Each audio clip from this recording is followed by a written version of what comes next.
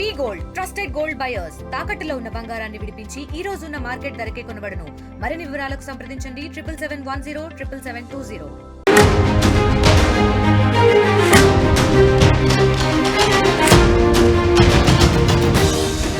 కర్నూలు జిల్లా దేవనకొండలో ఒక దారుణ ఘటన చోటు చేసుకుంది. ఒక చిన్నారిని చంపి భార్యపై హత్యాయత్నం చేశాడు ఒక భర్త. 8 నెలల చిన్నారిని నీటి డ్రమ్ములో ముంచి చంపేశాడు వీరేష్ అనే వ్యక్తి. అనంతరం భార్య శ్రావణిపై కత్తితో దాడి చేశాడు. శ్రావణి పరిస్థితి విషమంగా ఉండడంతో ఆసుపత్రికి తరలించారు. గతంలో మొదటి భార్యను కూడా చంపేసి జైలుకి వెళ్ళాడు వీరేష్. ఇక్కడ ఒక విషయాన్ని మనం గమనించవచ్చు. ఒక 8 నెలల చిన్నారిని నీటి డ్రమ్ములో వేసి సొంత తండ్రే దారుణంగా హత్య చేశాడు. 8 నెలల చిన్నారి, కనీస సంవత్సరం కూడా గడవలేదు పుట్టి, 8 నెలల చిన్నారిని. అలాగే ఆ భార్యను దారుణంగా హత్య చేసే ప్రయత్నం చేశాడు. కానీ దీనికంతటికి ముందు జరిగిన విషయం, అప్పటికే ఒకసారి పెళ్ళయి గతంలో మొదటి భార్యను ఇలాగే దాడి చేసి ప్రాణాలు తీస్తే చంపేస్తే అరెస్ట్ చేశారు, జైల్లో ఉంచారు. జైలు శిక్ష అనుభవించి బయటకు వచ్చాడు. ఆ తర్వాత భార్యను చంపిన ఆ దుర్మార్గుడికి మళ్ళీ ఏ తల్లిదండ్రులు తీసుకొచ్చి ఆ మహిళను కట్టబెట్టారు? మరి ఆ మహిళనిచ్చి పెళ్లి చేశారు, ఆ యువతినిచ్చి.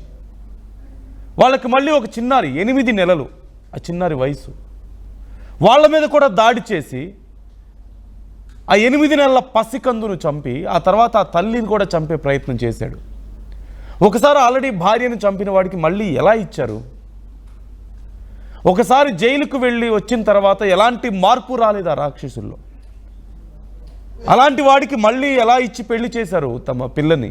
ఏ తల్లిదండ్రులైనా సరే తెలుస్తుంది కదా, భార్యను గతంలో చంపాడు, జైలుకి వెళ్ళేసి వచ్చాడు అని. అయినా ఎలా ఇవ్వగలిగారు? తమ కూతురు గొంతు కోయలేదా? తమ కూతురు జీవితాన్ని ఆ తల్లిదండ్రులే దగ్గరుండి పాడు చేసినట్లు కాదా ఇది? ఒకసారి అసలు ఏం జరిగిందనే వివరాలు ఇంకా డీప్గా తెలుసుకుందాం. హుసేన్ జాయిన్ అవుతున్నారు, మా ప్రతినిధి. హుసేన్, డీటెయిల్స్ ఎలా ఉన్నాయి? కర్నూలు జిల్లా దేవనకొండ పట్టణంలో దారుణమైనటువంటి ఘటన చోటు చేసుకుంది. 8 నెలల చిన్నారిని అత్యంత కిరాతకంగా నీటి డ్రమ్ములో ముంచి చనిపోయినటువంటి ఘటన వెలుగులోకి వచ్చింది. అయితే ఇందులో పొలం దగ్గరికి తీసుకెళ్లి భార్య మీద దాడి చేయడమే కాకుండా భర్త చిన్నారిని డ్రమ్ములో వేసి అత్యంత కిరాతకంగా హత్య చేసినటువంటి ఘటనలో కొత్త మలుపు తీసుకుంది. ఇక్కడ ఉన్నటువంటి వారంతా కూడా ఈ శిరీష ఎవరైతే బాధితురాలు ఉన్నారో తలపైన గొడ్డలతో దెబ్బ వేయగా మొత్తం ఒకసారిగా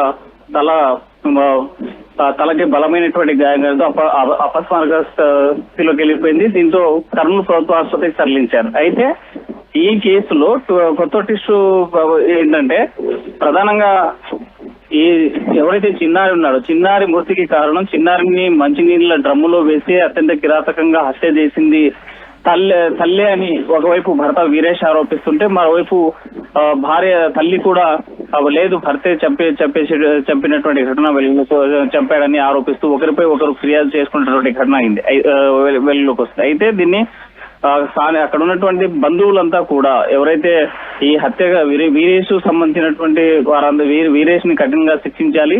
గతంలో పెళ్లి చేసుకుని మొదటి భార్యను అత్యంత కిరాతకంగా ఉరివేసి చంపేశాడు. అయితే కొంతకాలం తర్వాత ఆ కేసు సదుమగిన తర్వాత తన బంధువులకు సంబంధించినటువంటి అమ్మాయిని పెళ్లి చేసి వీరంతా బాగుంటారు, ఆ కుటుంబం బాగుపడుతుందనే ఉద్దేశంతో వివాహం చేసినటువంటి కుటుంబ సభ్యులకి మరి ఈ రోజు ఘటనతో ఒక్కసారిగా వీరేష్ లో ఉన్నటువంటి ఈ క్రూర జంతువు బయటకు వచ్చింది. అందులో భాగంగానే భార్యాభర్తల మధ్య ఉన్నటువంటి మనస్పర్ధలు, చిన్నారిని అత్యంత కిరాతకంగా నీటి డ్రమ్ములో వేసి చంపేంత క్రూరత్వానికి దిగజారాడు వీరేష్ అని ఒకవైపు చిన్నారికి సంబంధించినటువంటి తాత వాళ్ళ బంధువులంతా కూడా దేవనకొండలో రాసురోకో చేస్తున్నటువంటి పరిస్థితి అయితే ఉంటుంది. ఉదయం 10 గంటలకి ఘటన జరిగినట్లు వెలుగులోకి వస్తే ఇప్పటికి కూడా ఆ రోడ్డుపై బైఠాయించి ఈ వీరేష్ ని అత్యంత కిరాతకంగా హత్య చేశాడు చిన్నారిని. అదే దాంతో పాటు తన భార్యని కూడా గొడ్డలతో దాడి చేసినటువంటి వ్యక్తిని కఠినంగా శిక్షించాలని రాష్ట్ర రోకో చేస్తున్నటువంటి పరిస్థితి అయితే కనిపిస్తుంది. అయితే ఈ కేసుకు సంబంధించినటువంటి దీనిపైన పోలీసులు కేసు నమోదు చేసి దర్యాప్తు చేస్తా ఉన్నారు. మరోవైపు ఈ కేసుకు సంబంధించి అంటే చిన్నారి మృతికి సంబంధించి తండ్రి హత్య చేశాడా తల్లి హత్య చేశాడా అనేటువంటి కోణంలో కూడా పోలీసులు కేసు నమోదు చేసి దర్యాప్తు చేస్తున్నారు. నందు. Right thank you Hussain, thanks for the details. మొత్తం మీద మనం చూస్తున్నాం జరిగినటువంటి దారుణం. ఒక 8 నెలల చిన్నారి ప్రాణాలు అనవసరంగా పోయినటువంటి పరిస్థితి, ఆ భార్యను కూడా కత్తితో దాడి చేసినటువంటి పరిస్థితి. గతంలో మొదటి భార్యను ఇలాగే ఉరివేసి దారుణంగా హత్య చేశాడు, జైలుకి వెళ్ళొచ్చాడు. మళ్ళీ ఇలాంటి ఒక దారుణం చూస్తున్నాం. తెలిసి ఆ తల్లిదండ్రులు ఇలాంటి తప్పు ఎలా చేయగలిగారు?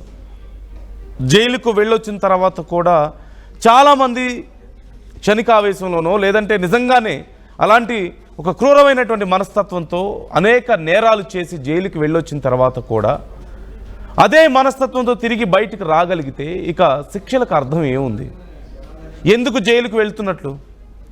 అక్కడికి వెళ్ళి ఇంకా చాలామంది దొంగలతోనో నేరస్తులతోనో కలిసి ఇంకా పెద్ద నేరాలకు పాల్పడుతున్న వాళ్ళు కూడా అనేక మంది ఉన్నారు. ఒకసారి ఆలోచించుకోవాల్సిన అవసరం ఉంది. మనం కూడా వెనక్కి తిరిగి అసలు ఈ శిక్షలు జైళ్ళు పనికొస్తున్నాయా, నిజంగా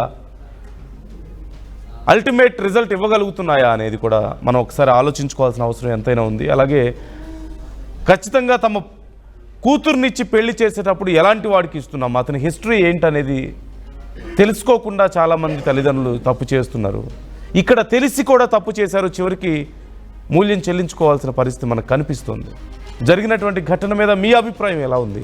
మీరేమనుకుంటున్నారు? కామెంట్ చేయండి.